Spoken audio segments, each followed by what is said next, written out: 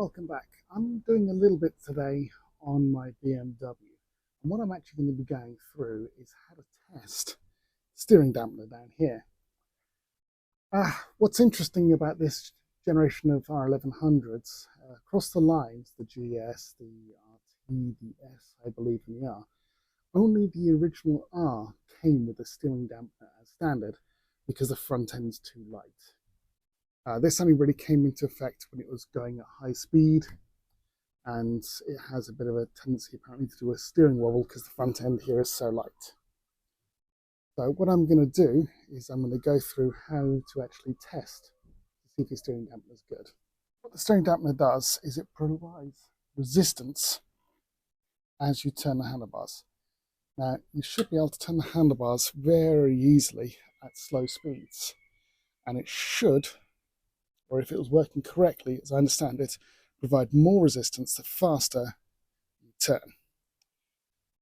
Now, there's no official way that I found from testing this. This is why I'm making this video, so people can see what I did based upon a few hours of forums research.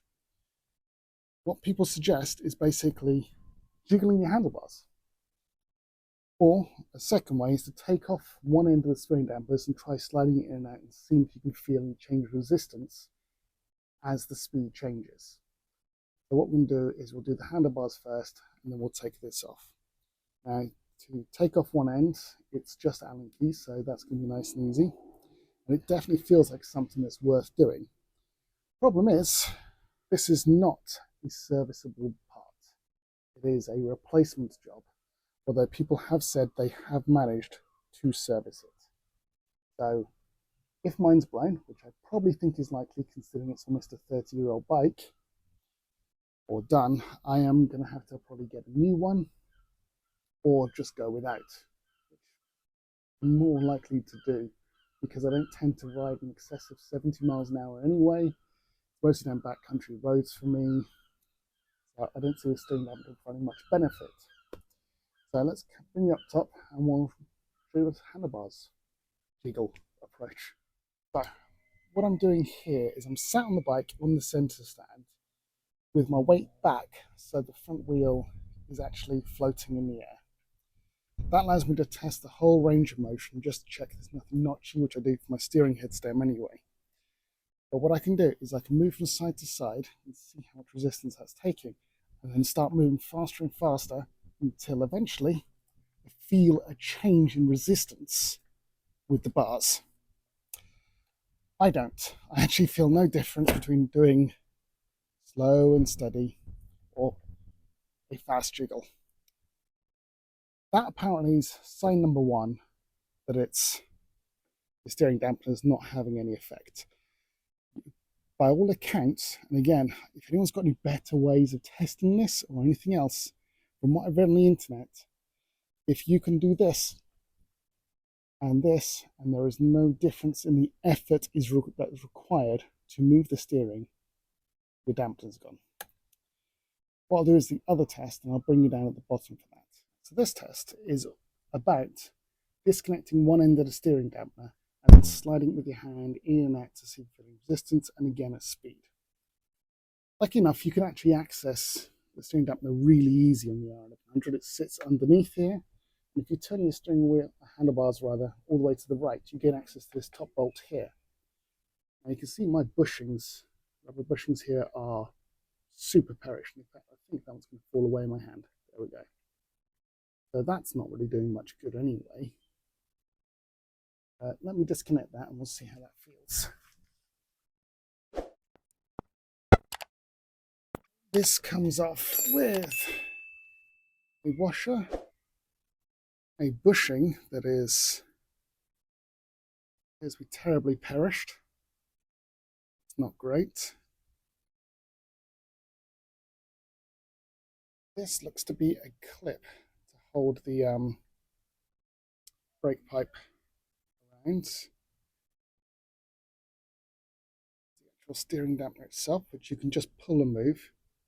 And underneath we've got the other bushing, which is in slightly better condition, but look at the state of that. And another washer. And now I've got this free, I can Don't worry about the up and down movement, that's fine. In and out, it's all, there's no real difference in movement. And I can also see around here,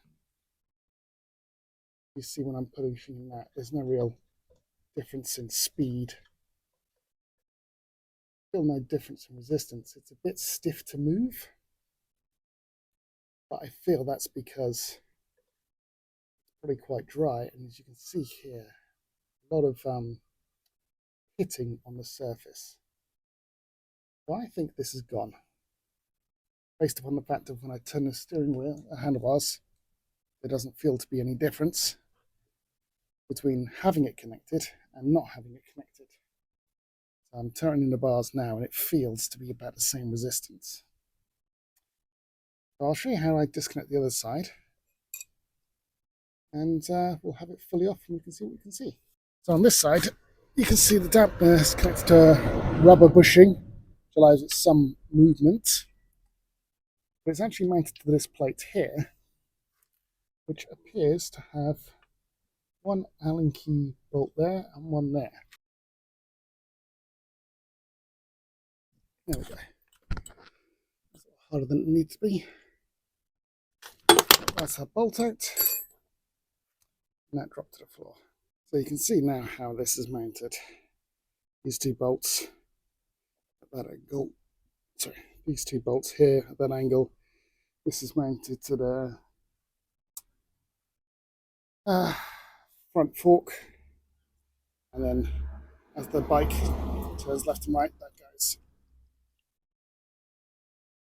So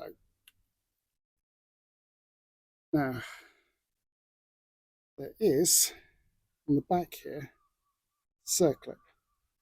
Makes it possible that I might be able to actually have a look at this. The other thing you can see, there appears to be some oil misting. If I'm too close or not, wipe it down with my hand. So I go in and out, in and out, in and out. Definitely some filth appearing from the rust points. And maybe some oil. Again, there's a circlip just here that may allow me to get this apart. So, with that off, this feels exactly the same as it did with it on. Speed, slow points. So I do wonder if this is knackered. Now the other thing, as I mentioned, let me try to show you in a close-up there, is when I push this in and out, there is resistance, but I'm not sure how much. And how much of that resistance is due to the grit that is in dirt that is now starting to get around this seal, where it's increased its range of travel. Because across the middle here, no resistance at all. It's only when you get end to end, you get some resistance. And there's a slight bit of oiling that appears. So what I think is the seals are probably gone. And the oil isn't dampening as much as it should do. Other than that, it doesn't feel terrible. A bit of rubber perish around here. It's obviously filthy. It feels pretty even in movement.